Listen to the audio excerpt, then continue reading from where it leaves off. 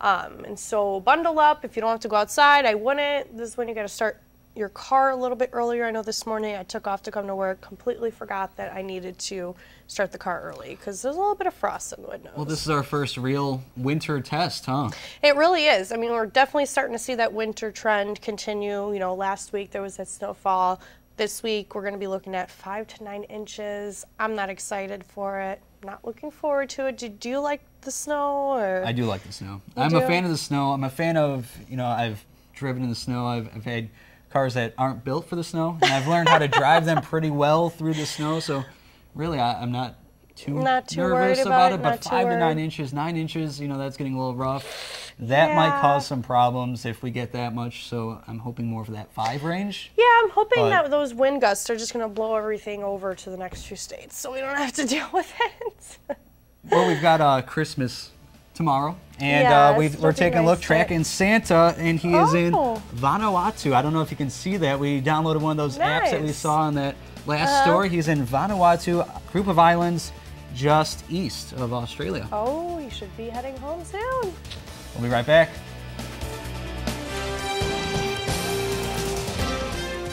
Welcome back to Sunrise this morning. It's Christmas Eve, and we are just past 6:30 here this morning.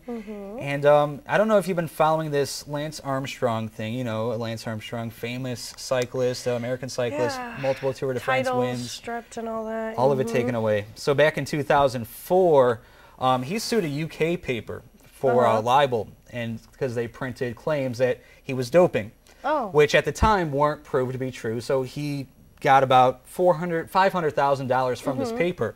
That paper wants their money back now because it turns out what they printed was true. So not only do they want their money back, but they want extra money. So they're suing him for about $1.5 million. Oh, wow. So he may end up paying an extra $1 million on top of the money that. Well, that kind of makes sense. You know, he sued them and ended up, you know, that he was in the wrong. Yeah. So good luck to that newspaper then. Shifting over to our weather today, we're looking that people are out there dreaming of a white Christmas. Don't know if they're going to get it, though. They're continue to dream unless you think midnight is still Christmas Day. All right, thank you, Maureen. Let's go ahead and take a look at news. A veteran and former correctional officer is getting one unbelievable gift this Christmas, but none of it would be possible without an entire community rallying around him. Take a look. So I had a motorcycle accident. There are those moments in life that reshape everything. I wasn't going fast at all.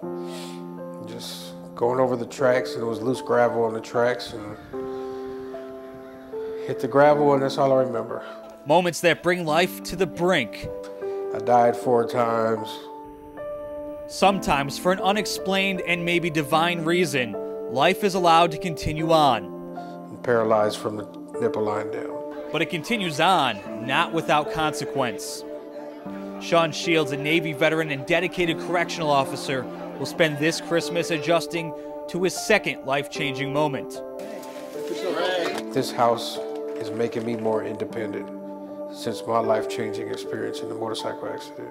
Danville Habitat for Humanity built this house for Sean. It will become his home, a place for him to regain his independence. And we were never in need on this particular house of volunteers. They were just so over, just wanting to help Sean out so much. And that just goes to show what type of guy Sean really is. He's a person who's grateful for what so many people have helped give him, not just this house, but throughout his whole life-changing journey since his accident in 2010. I can't even just begin to describe it. I'm elated. From the bottom of my heart, I'd like to thank everybody. Like I said, how many people can say they're getting a house for Christmas? And the city of Danville also helped fund the project since the home needed extra work to make it completely accessible for Shields in his wheelchair. And round 2 of the big holiday meals is just around the corner. Last-minute shoppers were out and about putting finishing touches on grocery shopping for Christmas dinner. Shoppers are buying the usual turkeys and hams for the big meal. A lot of people are cooking smart this year by splitting up the meal amongst family. Customers at the county market told us about ways they save money. Here's what they had to say. You buy your extra turkey at Thanksgiving because it's really cheap then. So daughter freezes the turkey and that's out thawing, and we'll pick up the ham today and we'll be good to go tomorrow. That's smart shopping. Others say they've had enough of the tradition and will break away from having the usual turkey and dressing this Christmas. And a victim's lawyer is speaking out about the sentencing of a former St. Joseph teacher and coach and says the school turned a blind eye to the matter. 33-year-old John Jamison was sentenced Thursday to serve 48 months probation. He pled guilty to aggravated criminal sexual assault. Jamison was arrested after 3 female students stepped forward saying they had sexual contact with the former teacher. Tom Bruno, a lawyer for one of the victims, says he can't believe Jamison wasn't sentenced to a day in jail for his crime, saying when a person is caught for shoplifting, they often are given more jail time. Bruno says his clients are very upset with the outcome of Jamison's punishment. Bruno's client is suing the school and administrators for neglecting to protect their students. That civil case is currently in pretrial. Cleared and back on duty. That's the status of 2 Champaign police officers who back in September shot a man who they report refused to put down a gun.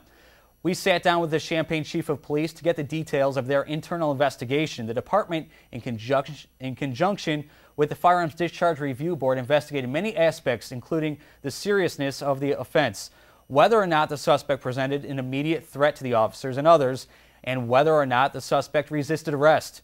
All this stems from September 9th, when officers were called to the 1200 block of Crispus Drive for a home invasion. According to a report, once they got to the scene, the suspect, Anthony Brown, refused to drop to the floor and raised his gun in a threatening manner. And that's when officers fired 8 shots, 4 of which hit Brown. After the review, Champaign Police Chief Anthony Cobb says his employees involved acted appropriately and within policy. The officers acted in a manner that is consistent with the Champaign Police Department and the way we would want them to handle situations of that magnitude. It's unfortunate that it resulted in they had to use their weapons in order to bring this person into custody, but they were consistent with their training and they were consistent with our policies.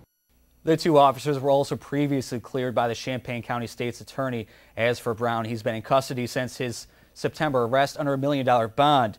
Brown's pretrial court appearance is set for January 22nd.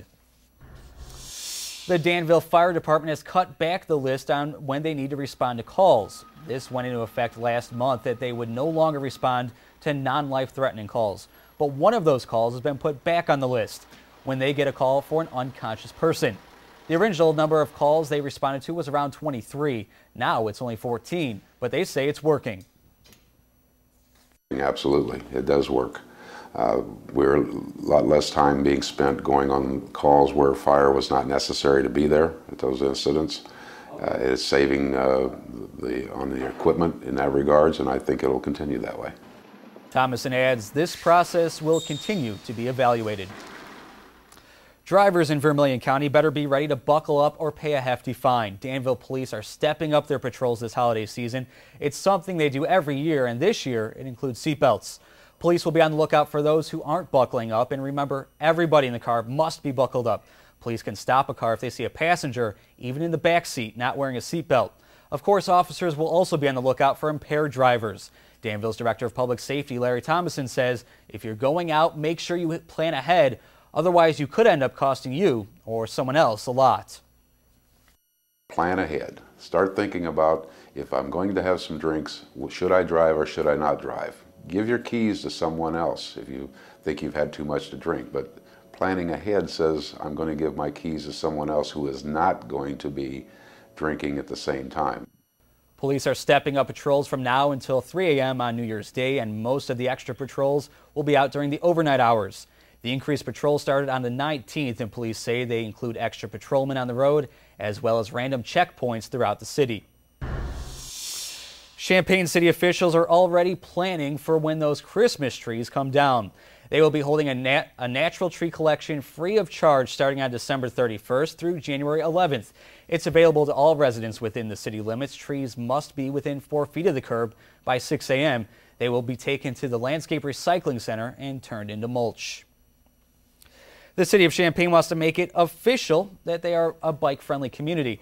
They have made several changes in recent years, like safety programs, and have also added miles of new bike lanes.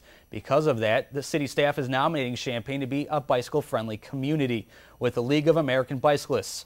They are expecting an announcement in May, which is also National Bike Month.